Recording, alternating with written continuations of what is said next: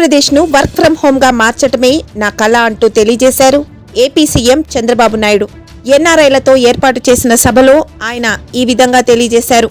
విదేశీ పర్యటనలో భాగంగా డల్లాస్లో సమావేశం నిర్వహించారు.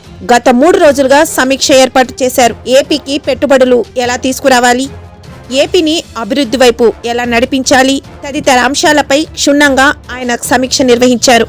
ప్రతి ఇంటికి ఆదాయం వచ్చేలా, ఇంటి దగ్గరే పని చేసుకునే విధంగా వర్క్ ఫ్రం హోం అభివృద్ధి చేయాలని ఆయన సూచించారు. అదే నా కళ అని, మీరందరూ అందుకు అండగా ఉండాలని ఆయన ఎన్ఆర్ఐలతో పేర్కొన్నారు. తెలుగుదేశం కుటుంబ సభ్యులందరికీ నా నమస్కారాలు, అభినందనలు, శుభాభినందనలు. ఈరోజు ప్రత్యేకంగా ఎన్ఆర్ఐస్ అందరూ వచ్చారు, కానీ ఇందులో మెజారిటీ నా లెక్క ప్రకారం 100% ఎన్ఆర్ఐ తెలుగుదేశం పార్టీ కార్యకర్తలే. ఆ బ్యాక్గ్రౌండ్ వాళ్ళు ఎక్కువ వచ్చారు. వాళ్ళందరికీ కూడా అభినందనలు. మీకు బలం పెరగాలంటే, మీ శక్తి పెరగాలంటే మీరు ఒక్కరుంటే చాలదు, ఇంకా సఫిషియెంట్ నెంబర్ ఉండాలి. కనీసం అప్పుడు తెలుగు కల్చర్ని కాపాడుకుంటారు, మన పిల్లలు కూడా తెలుగులో మాట్లాడుకుంటారు. లేకుంటే మీ తర్వాత మీ పిల్లలు కూడా మర్చిపోయే పరిస్థితికి వస్తారు. దానికి మీరు దోహదం చేయాల్సిన అవసరం ఉంది. నేను దీన్ని చాలా సిస్టమేటిక్గా ఆలోచిస్తాను. 2 విషయాలు ఆలోచించుకొని మీరు వర్కౌట్ చేయండి. నవేడే మీరు వచ్చి ఫిజికల్గా పనిచేస్తున్నారు, ఫ్లెక్సిబుల్ వర్కింగ్ వచ్చేసింది. నాకు ఎప్పుడు పని కావాలంటే అప్పుడు పని చేయించుకుంటా, నాకు ఎప్పుడు టైం ఉంటే అప్పుడు పని చేస్తా. Physical virtual reality. ఫిజికల్గా అవసరమైతే తప్పకుండా driver 1 hour 2 hours 3 hours driving చేయాలి. ఇప్పుడు బార్బర్ ఉంటాడు, సెలూన్కి పోవాలి, 1 hour 2 hours పని ఉంటుంది. 50% ఆఫ్ ది వర్క్స్ ఒక్కొక్కసారి ఆన్లైన్లో అయిపోతాయి. ఇలాంటివి ఉన్నప్పుడు నేను ఏం చేద్దాం అనుకుంటున్నానంటే, మీరు కూడా కోఆపరేట్ చేస్తే ఆంధ్రప్రదేశ్లో ఇంటి దగ్గర కూర్చొని వర్క్ ఫ్రం హోమ్ అవకాశాలు ఎక్కడుంటాయో ప్రపంచంలో మొత్తం తీసుకొచ్చి ఆంధ్రప్రదేశ్ని ఒక వర్క్ ఫ్రం హోమ్ హబ్గా తయారు చేయాలని నా కోరిక. చాలామంది ఉమెన్ ఉన్నారు, చదువుకున్నారు, ఇంట్లో చిన్న చిన్న పనులు ఉంటాయి, పిల్లల్ని చూసుకుంటారు, వంట చేసుకుంటారు. కానీ ఒక 5-6 గంటల టైం ఉంటుంది. ఆ 5-6 గంటలు కానీ పనిచేస్తే 40-50 వేల రూపాయలు మినిమం ఆ తెలివితేటలను బట్టి డబ్బులు వస్తాయి. అదే మరి కోవర్కింగ్ స్పేస్ కానీ, ఇంకొక పక్కన జీసీసీ కానీ, ఇలాంటివన్నీ కూడా నాలెడ్జ్ ఎకానమీలో తీసుకుపోవాలనుకుంటున్నాను. ఇన్వెస్ట్మెంట్ ఒక పక్కన, ఇంకొక పక్కన మీరు అందరూ కానీ ఎక్కడికక్కడ వర్కౌట్ చేస్తే ఇక్కడ కంపెనీస్కి అవసరమైతే మ్యాన్ పవర్ని ఫిజికల్గా కానీ వర్చువల్గా కానీ రిక్రూట్ చేసి మనం ముందుకు పోయే పరిస్థితి వస్తుంది.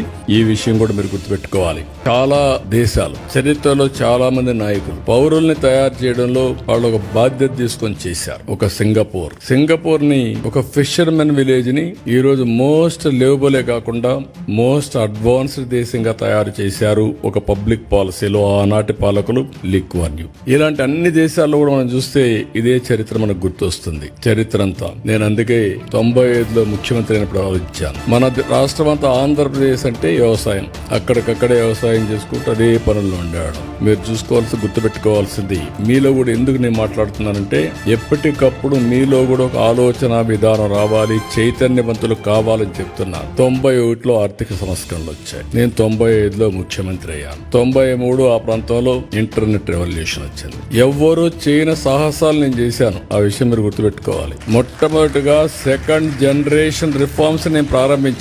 అక్కడి నుంచి ఐటీకి ప్రాధాన్యత ఇచ్చాను.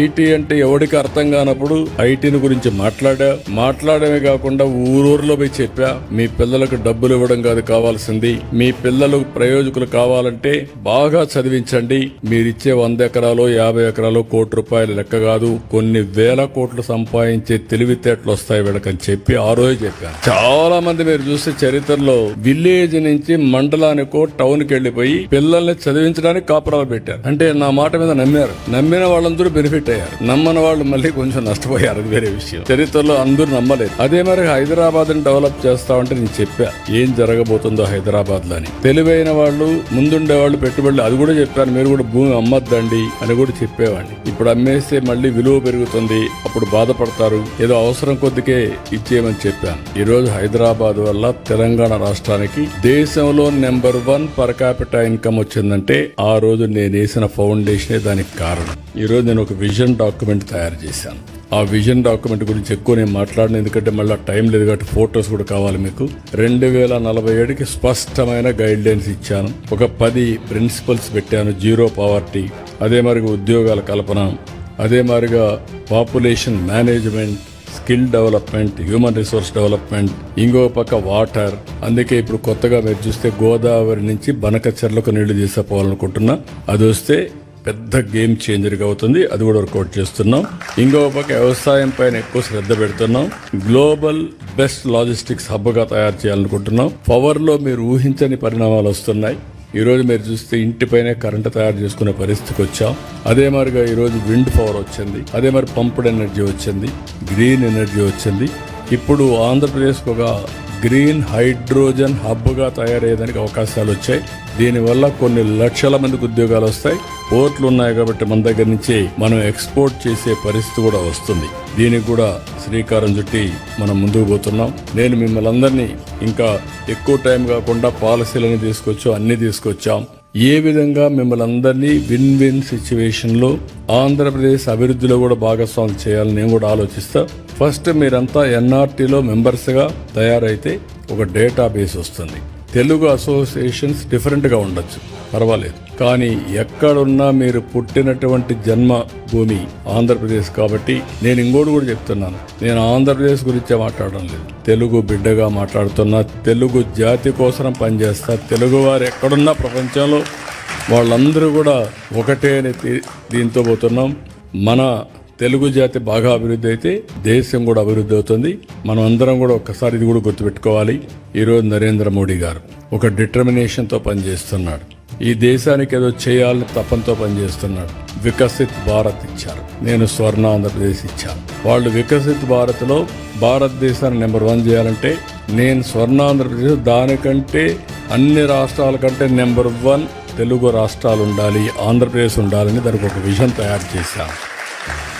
నా జీవితంలో ఇన్ని దేశాల్లో మీరు ఉన్నారని కూడా ఊహించలేదు. నేను మీరు వెళ్తారని కూడా ఊహించలేదు. చెప్పాను చాలాసార్లు, ఎప్పుడు మాట్లాడినా చెప్తూనే ఉంటాను. కానీ దాన్ని అందిపుచ్చుకొని మీరు ఇన్ని దేశాలకు పోతే ఫస్ట్ టైం నేను జైల్లో ఉన్నప్పుడు ఎక్కడెక్కడి నుంచో మీరు డెమాన్స్ట్రేషన్లు చేస్తా ఉంటే ఇన్ని దేశాల్లో తెలుగు వాళ్ళు ఉన్నారా అని నాకే ఆశ్చర్యం కలిగే పరిస్థితి వచ్చింది. అది 1-2 రోజులు చేయాలా మీరు? నేను జైల్లో ఉన్న 53 రోజులు నిరంతరం మీరు ఉద్యమాలు చేశారు. దీనికి నా జీవితాంతం నేను అనుకున్నాను. కొంతమంది చనిపోయినా గుర్తుంటారు, కానీ నేను బ్రతికున్నగానే గుర్తు పెట్టుకున్నారంటే నా జీవితంలో మర్చిపోలేను. అక్కడి నుంచి ఎన్నికలు వచ్చాయి. ఎన్నికల్లో కూడా చాలా సమర్థవంతంగా మేము ఆలోచించాం. రాష్ట్ర భవిష్యత్తు ఒక పక్క, రాజకీయాల్లో ఉండదగ్గ వ్యక్తి కాని వ్యక్తి ఆ రాష్ట్రంలో ముఖ్యమంత్రిగా ఉంటే ఏం జరిగిందో మనం చూసాం. అందుకని అందరం కలవాలనుకున్నాం. తెలుగుదేశం, జనసేన, బీజేపీ 3 పార్టీలు కలిసి పోటీ చేశాం. పోటీ చేస్తే నాకే ఆశ్చర్యం వేస్తుంది. ప్రపంచంలో ఎక్కడెక్కడి నుంచో వచ్చారు. మీరు